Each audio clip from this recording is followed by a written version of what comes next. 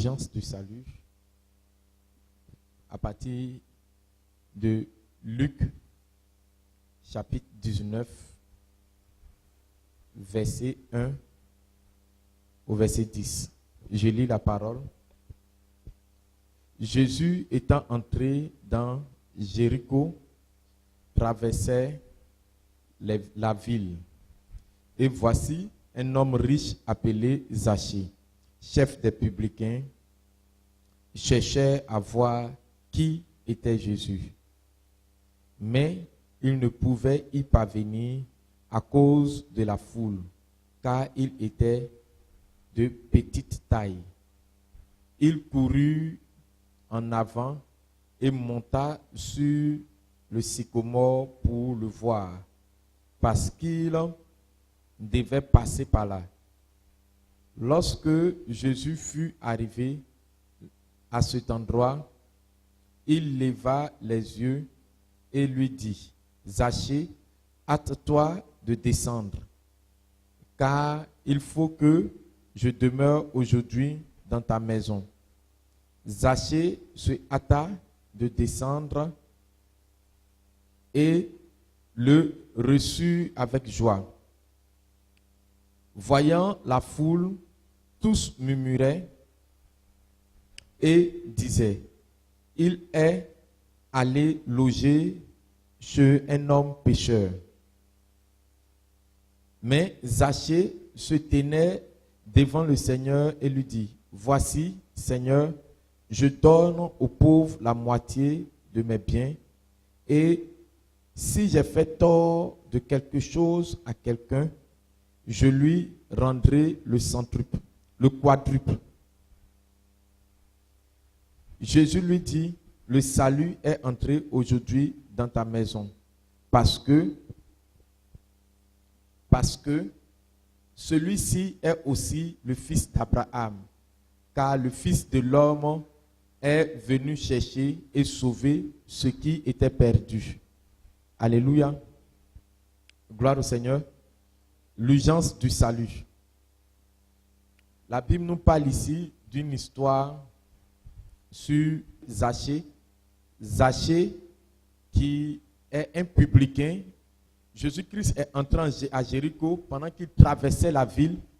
Il retrouve dans la ville un publicain. Et ce publicain-là, ce n'est pas que Jésus-Christ l'a vu. Il voit, le publicain voit, il a entendu parler de Jésus-Christ et il sait que cette foule qui est là était l'œuvre de Jésus-Christ qui traînait cette foule. C'était la personne de Jésus-Christ qui traînait cette foule. Et lorsque Jésus-Christ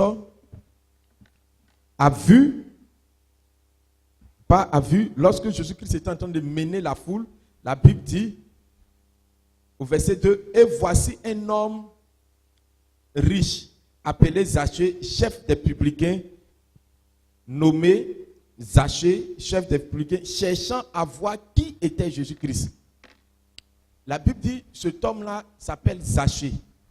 Et comment est-ce qu'il est? Il est riche. C'est-à-dire, il n'était pas riche en connaissance, mais on parle de riche en tant que le chef des collecteurs d'impôts.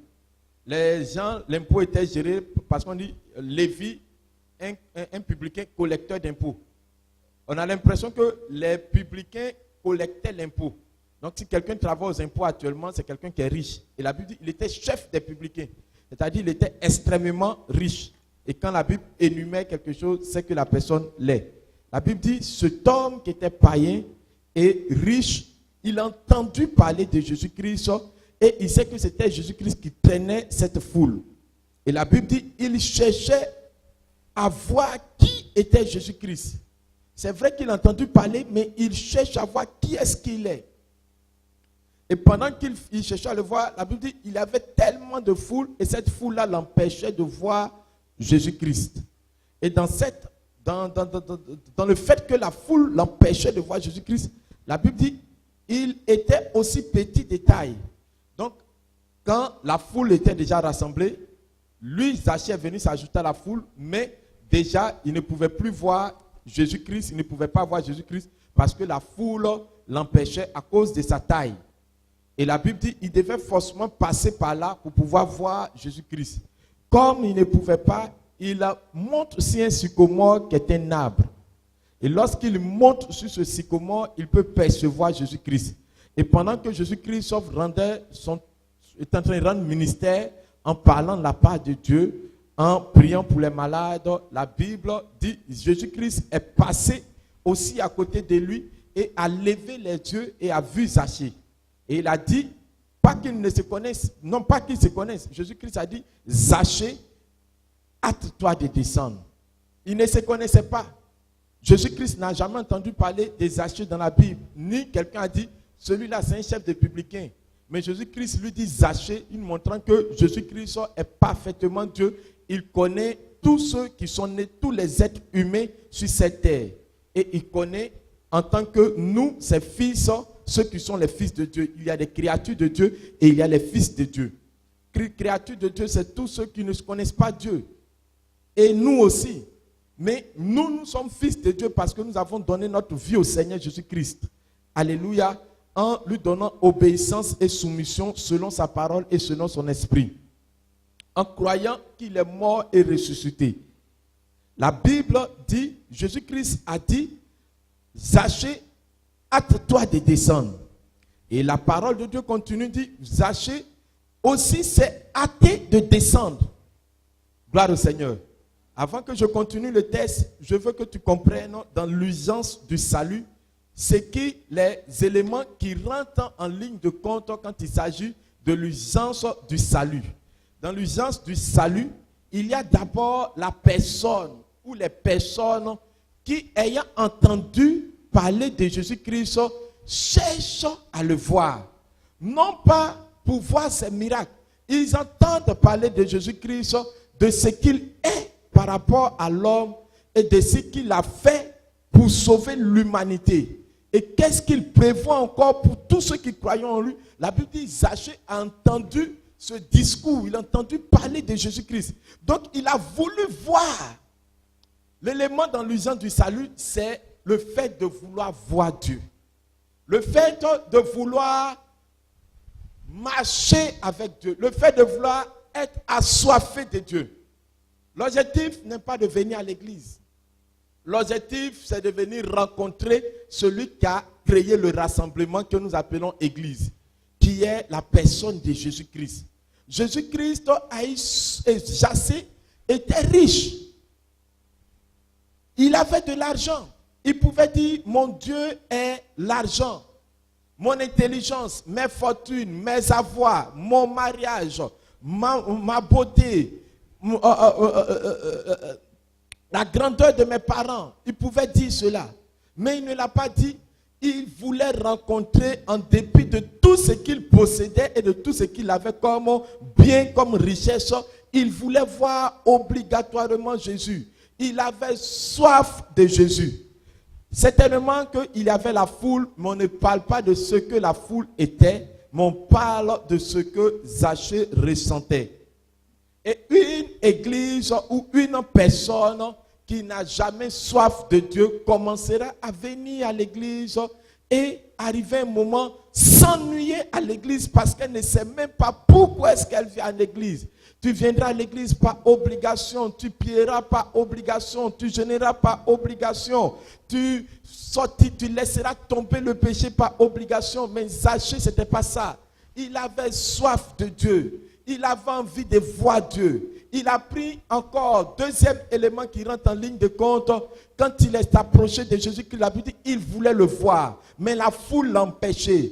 Alors la foule ici, ce sont toutes les personnes qui peuvent nous entourer, soit à l'église, qui ne confessent pas Jésus, soit dans notre travail, mais ne confessant pas Jésus, soit dans notre école, soit dans notre maison, mais ne confessant pas Jésus. Ces personnes-là peuvent être le type de foule qui nous empêche de voir Jésus-Christ. Mais la Bible dit que nous devons passer par là obligatoirement. C'est-à-dire ta vie chrétienne sera une vie chrétienne agréée par Dieu. Si toutefois Dieu voit que en dépit de tes amis, malgré que tes amis sont là, ils ne connaissent pas le Seigneur. Tes frères sont là, ils ne connaissent pas le Seigneur. Tes soeurs à la maison, dans ton travail, à l'école, les gens ne connaissent pas le Seigneur.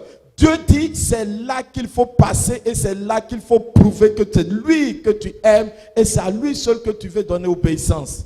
Alléluia. Et c'est comme cela la vie chrétienne. Sachez à regarder, tu vas voir tous ceux qui ont eu une vie chrétienne distinguée ont pu se démarquer devant leurs amis en disant que non, c'est Jésus-Christ que j'accepte. C'est vrai, tu es mon ami, c'est vrai, tu es mon frère. Quand j'ai accepté le Seigneur Jésus-Christ, mes frères m'ont rejeté. Quand il s'agissait de causer entre frères et sœurs, ils causaient entre eux. Et moi, j'étais là. Pourquoi? Je les ai montré que nous sommes frères de sang, mais vous ne pouvez pas intimider, influencer ma relation avec Dieu à cause de votre inconduite. Je ne donne pas foi à cela. Je ne donne pas foi à la pornographie. Je ne donne pas foi au copinage. Je ne donne pas foi à la corruption. Je ne donne pas foi à toutes ces choses, à la tricherie, à toutes ces choses. Je ne donne pas foi à cela. Ils ont dit, même mon Fourier, tu as ton ami, il y a ta petite camarade qui est là. Elle au moins moralement elle est bien. Je dis non mais la moralité n'est pas la spiritualité. Je coupe avec tout cela et je me donne à Dieu. Alléluia. Et la Bible déclare que c'est un passage obligatoire. Gloire au Seigneur. Ce qui est dangereux quand on parle de la foule. Pourquoi en tant que chrétiens nous n'arrivons pas à nous donner totalement à Dieu? Il y a une seule chose. C'est que l'homme est régi par la majorité. L'homme aime recopier ce qui est majoritaire. Ce qui rentre dans la majorité. L'homme n'aime pas recopier la minorité. Ce n'est pas Jésus-Christ sont, c'est Jésus-Christ est. Et les gens n'aiment pas du tout recopier ce que Jésus-Christ dit de faire parce qu'on retrouve Jésus-Christ seul sur un chemin restreint. On se retrouve restreint avec Christ. Mais cette restriction-là nous donne la vie.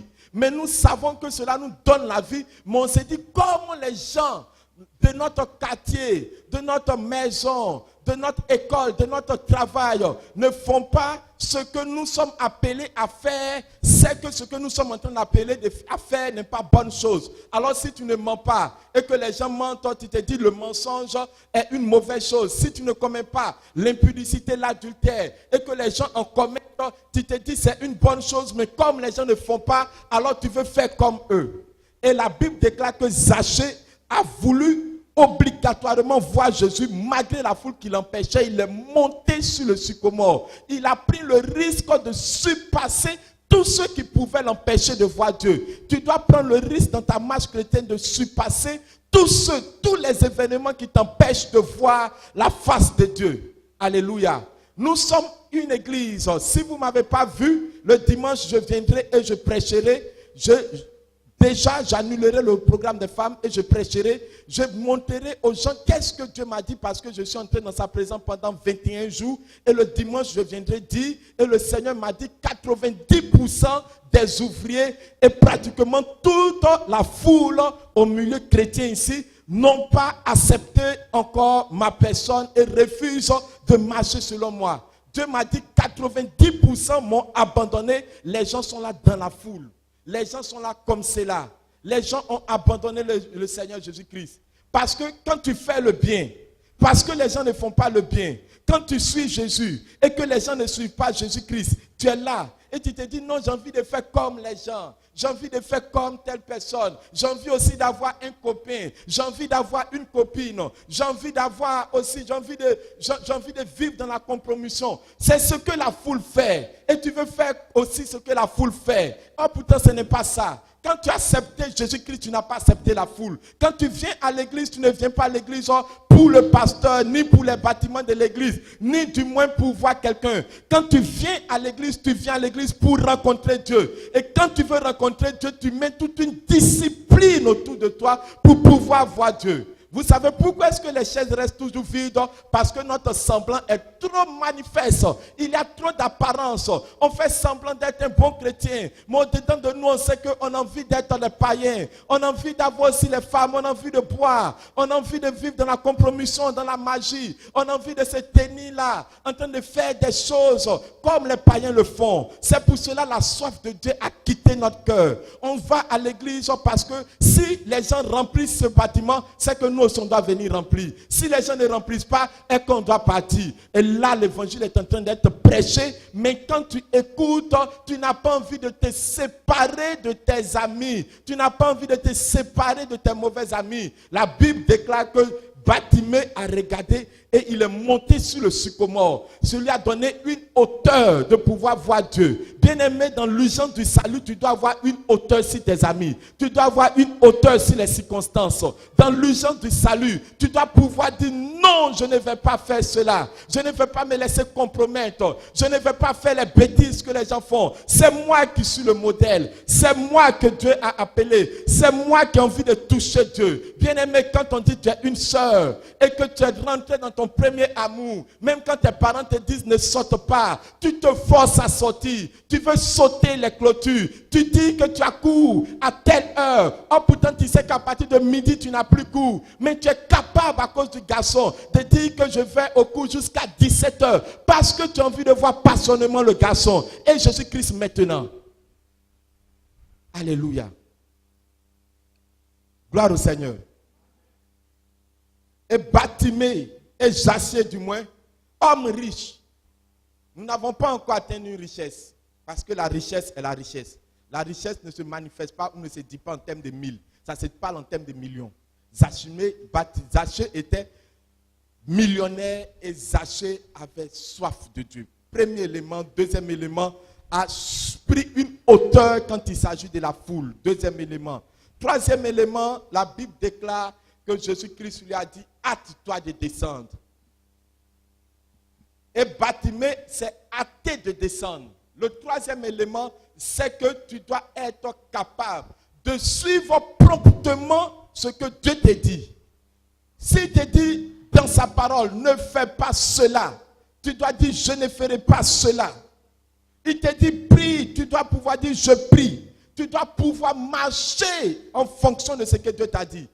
Jésus a dit aux jeunes riches, Jésus lui a dit, va vendre tous tes biens et donne cela aux pauvres et viens me retrouver. La Bible déclare qu'il fut très triste parce qu'il avait beaucoup de richesses, beaucoup de biens. Sa richesse, c'est qu'il avait beaucoup de copines, beaucoup de compromissions, beaucoup de fausseté, beaucoup d'orgueil, beaucoup d'égoïsme. Toutes ces choses étaient remplies dans son cœur.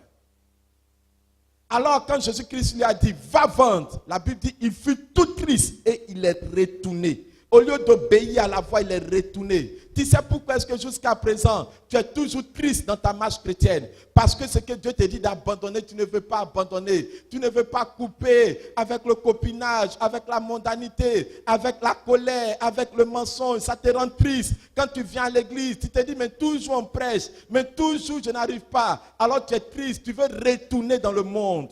Tu veux retourner, tu vas te dire, est-ce que j'ai la force? Un jour, si j'ai la force, je viendrai. Bien-aimé, ce n'est pas parce que tu n'as pas la force, c'est parce que tu es attaché à ce que Dieu dit de te détacher de cela. Tu es attaché à certaines choses. Et tu ne veux pas qu'on te prêche. Quand on dit bénédiction, ouais. Quand on dit onction, tomber, ouais. Quand on dit voyage, ouais. Mais quand on te prêche, on t'enseigne de te déconnecter de ces choses. Tu es tellement triste. Tu dis, je viendrai à l'église encore. On va me parler de péché. On va me parler de l'enfer. J'aime pas entendre ces choses. Je n'aime plus entendre ces choses. J'aime entendre qu'on me dit, tu auras 10 terres, tu auras 20 terres, tu auras 20 voitures. Ainsi de suite. Bien-aimé, cette vie chrétienne n'est jamais agréée par Dieu. Il faut être capable de dire, Dieu me dit. Tu as accepté Jésus-Christ de tout ton cœur. Il te dit, non, voici ma parole, ne fais pas ceci, fais ceci. Ne fais pas ceci, fais ceci. Ne fais pas ceci, fais ceci. Tu dois être capable d'obéir à cela. C'est à partir de là qu'on dit, quelqu'un est en train de chercher à voir Dieu. Quelqu'un est en train de chercher à rentrer dans l'intimité de Dieu. Quelqu'un est en train de chercher à regarder, rentrer. J'ai connu des églises et j'ai connu des pasteurs qui continuent à m'en parler en me disant, change le décor de l'église. J'ai fait ça. Dans cette église, j'ai changé les décors. Dans cette église, j'ai fait tout ce qu'il faut faire. Même pour faire la Sainte Seine, j'ai fait. J'ai changé les décors. Les gens sont venus. Ils étaient contents. Mais quand on les prêche, ils voient qu'on les prêche sur ce qu'on leur dit d'abandonner selon la parole. Et ça les fait mal. Ils finissent par accuser l'église, ils s'en vont. Ils finissent par accuser l'église et ils s'en vont. Jusqu'à quand? nous allons régner le Seigneur? Jusqu'à quand nous allons chercher de faire semblant devant Dieu? Jusqu'à quand? Alléluia. L'urgence du salut. L'urgence du salut. Et Zachée, en troisième position, c'est hâté de descendre. C'est-à-dire, il a marché dans le verdict que Dieu lui a donné. Ce que Dieu lui a donné, il a fait ça promptement. Et quatrième élément, la Bible déclare que Jésus-Christ n'a même pas dit quelque chose. Zachée dans l'urgence du salut, c'est dit. Zachée dans l'urgence du salut, c'est dit. En quatrième position, Zachée, dans sa troisième position, c'est dit en lui-même. Il dit, la Bible dit, il était devant le Seigneur et il s'est dit, Seigneur, ceux à qui? Il dit Seigneur. Il ne dit pas sauveur, il dit Seigneur. Seigneur, c'est-à-dire tu es maître sur moi. Il dit Seigneur, ceux à qui j'ai fait du tort, je leur donne la moitié de mes biens. Il dit je donne la moitié de mes biens aux pauvres. Et celui à qui j'ai fait du tort, je lui rembourse au quadruple, 4 fois. C'est-à-dire Jacé était un collecteur d'impôts, mais c'était un voleur. Il prenait l'argent des gens. Il faisait la compromission. Il faisait beaucoup de choses pour pouvoir s'emmagasiner financièrement. Mais la parole de Dieu déclare que lorsque Jésus-Christ l'a vu et qu'il est descendu du sycomore, il est rentré d'un prototype de repentance rapide. Quand tu dis que Jésus-Christ t'a vu, tu te répands rapidement. Il a dit, je donne la moitié de mes biens. Il savait que cette richesse-là, c'était dans la compromission qu'il a eue. Donc il voulait se repentir en restituant ce qu'il était. Il était un voleur. Il voulait restituer l'argent qu'il avait volé. Il dit, je donne la moitié de mes biens. On dit c'était riche. Il dit, quand on parle de riche, on évalue en termes de millionnaires avant de rentrer dans milliardaires, mais les 1000, les centaines de mille, 200 000, 300 000, 900 000, tu n'es pas riche. Tu es riche à partir de millions, où tu peux toucher 1 million par mois, 2 millions 500 par mois. On dit là, tu es riche. Et la Bible dit, il dit, je donne la moitié de mes biens. Bien aimé, tu as 1 million. Et puis tu dis, Seigneur, chaque jour, je te donne 500, et chaque mois, je te donne 500 000 pour prendre soin des pauvres. Parce que cet argent-là, je l'ai mal acquis. Parce que ce travail, je l'ai mal acquis. Zachée est rentré d'un prototype de repentance. Salue-toi et assieds-toi, mon ami, et reste tranquille. Et Zachée est rentré d'un prototype de repentance. Il s'est repenti. Il s'est repenti. Il a dit, celui à qui j'ai fait le tort, je lui donne 4 fois. C'est-à-dire, si quelqu'un est venu payer un timbre de 500, au lieu qu'il ne devait pas payer ce timbre-là, c'était gratuitement. Zachée dit, si j'ai pris 500 de quelqu'un, je lui donne en 2000, c'est-à-dire il rembourse ça 4 fois. Si j'ai volé 5, quelqu'un vient dire, ah, Zachée, toi tu m'as volé 1000 francs, il va rembourser ça en 4000. Quelqu'un va dire, tu m'as volé 100 000, il rembourse ça à 400 000. C'est-à-dire, il est rentré dans une restitution, ce qu'on appelle la repentance. Dans l'urgence du salut, tu dois avoir une vie de repentance. Une vie, la repentance, ce n'est pas Seigneur, Seigneur, j'ai péché, pardon, je suis foutu. Et puis le lendemain, tu tombes encore dedans. C'est de la plaisanterie. La repentance, tu te coupes. La Bible dit que si ton bras est une occasion de chute, il faut couper. Aujourd'hui, plus on avance, la vie chrétienne n'est plus le couper, mais c'est le retenir. Tu as une copine, tu viens à l'église. On te dit, abandonne cette copine. Non, je vais l'envoyer à l'église. Elle va se convertir. Tu as un copain qui est païen. Tu l'envoies à l'église. On te dit, non, que dans le Seigneur, il faut arrêter 16 ans d'amusement. Coupe pour cela. Non, il va venir à l'église, je vais le convertir. Mais jusqu'à présent, on ne voit même pas quelqu'un qui est converti, mais c'est lui qui t'est reconverti. Toi qui aimais Jésus, il t'a reconverti. Tu viens à l'église, mais dans la forme. Tu sais que quand tu vas à la maison, tu fais les choses que Dieu n'aime pas. Tu sais que tu tombes dans des choses que Dieu n'aime pas. Parce que la personne est en train de te reconvertir. Bien même, tu es capable de te convertir. Tu es là, tu es chrétien. Ou tu n'es pas chrétien, tu marches avec ta camarade. Ou elle se donne au Seigneur. Ou toi, tu t'es donné au Seigneur. C'était ta copine. Lorsque vous vous êtes donné, lorsque tu t'es donné au Seigneur, tu l'abandonnes. Même si elle vient à l'église, tu ne la surveilles pas, tu ne le surveilles pas. Aujourd'hui, dans cette église, je peux témoigner, et même ailleurs dans les autres églises, les serviteurs peuvent en témoigner. Si tu ne veux pas abandonner le païen ou la païenne, non, forcément, elle va te retirer ou il va te retirer dans ce que tu pensais abandonner. Et tu viens à l'église, mais tu sais que ton cœur est devenu païen, ton âme est devenue païen, mais quand même, tu es là. Un jour, tu vas cesser de venir à l'église et tu restes en même temps automatiquement païen. Bartimée a laissé tomber ces choses. Il a abandonné ces choses. Alléluia. Bartimée a abandonné ces choses. Quand tu dis tu aimes le Seigneur, tu dois être capable d'haïr le péché. Tu dois être capable de ne pas négocier avec le péché.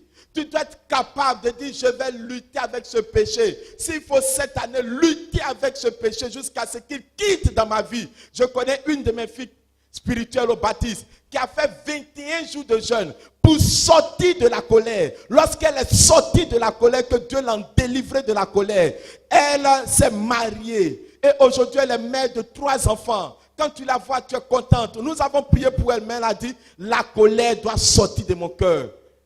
Elle haïssait la colère.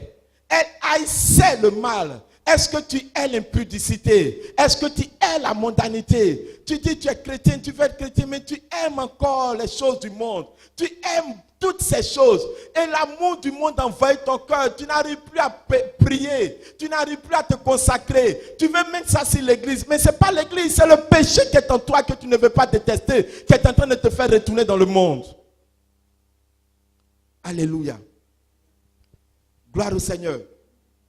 Et la Bible dit, la 4e position, lorsque Bartimée s'est repenti, Jésus a dit, le salut est entré dans ta maison. 5e position, le salut est entré dans ta maison. Quand tu te répands, c'est à partir de la repentance, l'abandon du péché, la haine du péché. Quand on appelle la repentance, c'est ça qu'on appelle la repentance. Ce n'est pas la confession. Tu te répands. Tu abandonnes cela. Tu laisses tomber ce qu'on appelle le péché. S'il revient, tu le dénonces. Tu viens dire à ton frère en Christ, moi je suis dans tel péché. Si ça ne va pas, tu viens te confesser sur ton pasteur. Il t'aidera. Il t'aidera. On priera le Seigneur parce que Jésus-Christ est l'agneau de Dieu qui ôte le péché du monde. C'est Jésus-Christ qui peut ôter ce péché. Et la 5e chose, comme je l'ai dit, c'est à partir de la repentance que Jésus-Christ a dit. Le salut est entré dans la maison. Sans la repentance, tu ne vivras jamais le salut. Après la repentance, qu'est-ce qui se passe? Ton nom est écrit dans le livre de vie. Après la repentance, la Bible déclare qu'il y a un rafraîchissement spirituel qui vient à toi. C'est-à-dire, après la repentance, Dieu restaure ton esprit. Tu deviens une nouvelle créature qui n'aime plus le péché. Tu as l'impression que tu n'as plus péché. Tu te sens tellement à l'aise. Tu as l'impression que si tu étais quelqu'un qui avait assez péché, parce que Dieu te restaure, on appelle ça le rafraîchissement spirituel. La vie de Dieu vient dans ton esprit, dans ton âme. Et tu sens, c'est comme toi. Si tu t'appelais Quadio Fourier, alors depuis que Dieu t'a restauré, le Quadio Fourier qui était païen est mort. C'est le Quadio Fourier qui est devenu une nouvelle créature, qui n'avait jamais existé. En soi, tu deviens comme un nouveau-né, mais c'est ton esprit qui vient de renaître, mais ton âme et ton corps qui étaient dans le passé, qui étaient des pécheurs, sont morts dans le Seigneur. Et Jésus-Christ a fait ressusciter ton esprit. C'est pour cela qu'il est écrit, si quelqu'un est une nouvelle créature, si quelqu'un est en Christ, il est une nouvelle créature. En soi, ça veut dire ce qui n'a jamais existé, qui n'a jamais venu au monde, mais qui est devenu une nouvelle créature. Alléluia. Quand tu te répands, le salut vient à toi. Il vient dans ton esprit. Tu n'as plus besoin de dire, tu te sens innocent. Tu sens que le péché n'est plus ton partage. Tu as envie de parler de Jésus-Christ aux gens. Tu as envie de montrer aux gens combien de fois ils sont en danger. Et Jésus-Christ a dit à Zachée, le salut est entré dans ta maison. Ce n'était pas sa maison en tant que lui, sa femme et ses enfants, ses cousins, ses neveux, ses beaux-parents. Ce n'était pas ça la famille. Ce n'était pas la maison physique qu'il avait, mais c'était sa maison. La Bible dit notre corps est le temple de Dieu. Notre corps est la maison de Dieu. Alléluia. Et la Bible déclare que Jésus-Christ lui a dit, ta maison, le salut est entré dans ton corps. est entré dans ton âme, est entré dans ton esprit. Alléluia. Le salut de Dieu est entré dans l'esprit de Zachée. Gloire au Seigneur. La quatrième, ou du moins la cinquième et la sixième urgence, la Bible dit, le salut est entré aujourd'hui dans ta maison. Dans l'urgence du salut, voici les 5 étapes. Premièrement, avoir soif de voir qui est Jésus. Ne pas avoir soif de voir où il va. Est-ce que notre église est belle? Est-ce que tous ceux qui sont dit, je reste ici pour la parole, parce que la parole est prêchée dans la vérité. Oui, la parole est prêchée dans la vérité, mais où est la parole qui t'a impacté ta vie? Est-ce que cette parole a transformé ta vie? Est-ce que cette parole t'a donné d'être un amoureux de Jésus-Christ? Est-ce que cette parole t'a donné de pouvoir vivre Jésus-Christ? Arrivé un moment, j'appelais parce que j'étais totalement coupé de mon téléphone pendant que je jeûnais. Quand j'appelle, j'ai l'impression, quand j'appelle, que je les pointe. Aujourd'hui, peut-être personne ne s'attendait que je viendrais. Encore, les lieux sont vides. Parce que c'est le pasteur qui nous maintenait dans la sanctification. Non, ce n'est pas moi, je ne peux pas te maintenir dans la sanctification. C'est Dieu qui te maintient dans la sanctification. Quand on pêche, on se demande est-ce que le pasteur sait. Ce n'est pas moi qui sais, c'est Dieu qui sait. Le pasteur nous a dit ça. C'est Dieu qui me dit ça pour que je te parle. Donc tu dois être plus sensible à la voix de Dieu qu'à la voix d'un homme. Parce qu'un homme ne peut jamais te transformer. On a peur d'abandonner nos richesses. On a peur d'abandonner ce à quoi nous sommes attachés. Des gens t'intimident, des gens t'influencent. Et tu ne peux pas te dire non, moi ce n'est plus cette vie. Je ne veux plus que vous me faites cela. Je ne veux plus que vous me dites cela. Mais tu te laisses influencer jusqu'à te laisser transformer à être gagné en tant que païen. Zachée est premièrement celui qui a eu soif de voir Dieu. Parce qu'il a entendu, il a compris qui est-ce que Jésus-Christ était. Deuxièmement, il a su passer la foule. Il s'est mis à une dimension et la Bible dit il devait passer par là. Ta vie chrétienne est attestée lorsque tu surpasses la foule. La foule peut être tes amis, tes frères, comme je te l'ai dit, tes collègues. Même quand tu viens à l'église, tu vas venir rencontrer des gens qui ne sont toujours en train de s'amuser à la vie chrétienne. C'est la foule pour toi. Si tu en prends la foule pour en faire ton ami, tu n'auras jamais d'intimité avec Dieu. Oui, c'est la vérité. À l'église ici, même s'il faut que tu marches seul, il faut marcher seul. Parce que si tu marches, il y a des amis qui vont te parler. Moi, j'ai une copine. Moi, j'ai un commun. Moi, j'écoute R&B. Moi, j'écoute comme cela. Moi, je m'habille en clicata. Tout ça là, en milieu chrétien. Bien aimé, tu ne pourras jamais arriver quelque part. Un bon ami en Jésus-Christ et un bon pasteur, c'est celui qui est capable de te dire, c'est à cause de ce péché-là que Dieu ne peut pas entrer dans ta vie. Et il te dit la vérité, il doit te faire, tu dois quitter cela. Tu dois abandonner cela. C'est à l'église ici. Tu vas regarder des gens qui font des dreads au dehors. L'église aussi a envie de les ressembler. Je vais laisser pousser mes cheveux en tant qu'homme pour faire dread, pour faire punch, pour faire des raies ici. On recopie le monde au lieu de recopier Dieu. C'est la foule. Tu as un ami qui prie, tu pries. Mais lorsque tu t'es connecté à cette personne, tu vois que la personne est un faux, tu te découpes de lui. Même si c'est moi, tu t'approches de moi, tu vois que je ne vis pas ma vie chrétienne, coupe-toi de moi, sors de l'église. Et Dieu te dira, tu as compris. Mais si tu restes dans cette église et que tu entends la parole de la vérité et que tu fermes ton cœur en fonction de cette parole, en te disant, ma vie ne va pas changer jusqu'à présent, mais tu penses que Dieu est gaou, il ne pourra jamais te bénir dans le péché. Il ne pourra jamais te donner dans le péché. Et même pour te prouver, il va te montrer. Regarde des gens que j'ai élevés. Je les ai élevés dans le péché et ils sont retournés dans le monde. Je les ai élevés dans l'orgueil. Ils sont retournés dans l'orgueil. Si Dieu te lève dans ton péché, le péché t'égarera. Et c'est pour cela, parce que Dieu t'aime, il va toujours résister à toi jusqu'à ce que toute forme et toutes sortes de péchés sortent de toi, afin que tu vives dans sa sainteté. Et c'est ce que Dieu recherche pour toi. Bien-aimé, tu peux penser avoir l'argent, tu peux avoir le mariage. Nous sommes mariés, mais quand tu te maries, tu vas comprendre une seule chose. Si vous n'avez pas d'harmonie chrétienne dans votre foyer, bien-aimé, tu vas regretter le mariage. En tant que frère, tu vas regretter. En tant que soeur, tu vas regretter. Tu vas regretter le mariage. Et tu vas voir que tu es coureur pour le mariage. À cause de cela, tu te dis, Seigneur, si tu ne me bénis pas, je ne te donnerai pas tant. Je ne ferai pas tant. Tu vas courir parce que tu vas dire, depuis je suis à l'église, je ne travaille pas. Si c'est à cause du travail que tu viens à l'église, quand tu vas travailler, tu vas voir que ceux que tu travailles avec eux, tes collaborateurs, tu vas commencer à les calomnier, les bouder. Et quand tu vas prendre ton argent, à cause de petits argent, on me parle comme cela. Bien aimé, tout ce que Dieu va faire dans ta vie, en t'élevant dans ton péché, tu vas voir que ce péché va demeurer dans l'élévation. Alléluia. L'urgence du salut. Il faut que tu réussisses. Peut-être tu prends l'église comme une base qui ne pourra pas te forcer. Effectivement, Jésus-Christ ne force pas. Il a dit, je mets devant toi la vie et la mort. Choisis la vie afin que tu vives. Il n'a pas dit, je t'oblige. Aujourd'hui, beaucoup de personnes pensent que Dieu va les obliger. Tu es dans le péché, puis tu dis, Seigneur, révèle à ton serviteur.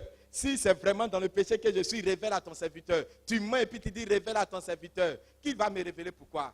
Il va révéler ça pourquoi? Seigneur, si je mens, dis-moi, dis ça à ton serviteur. Ou par à 3 personnes pour qu'ils viennent me dire. Tu joues avec toi-même. Un péché est un péché se connaît conscientement. Tu ne dois pas t'amuser avec cela. Pourquoi est-ce que la Bible n'a pas parlé de la foule, mais a parlé de Zachée?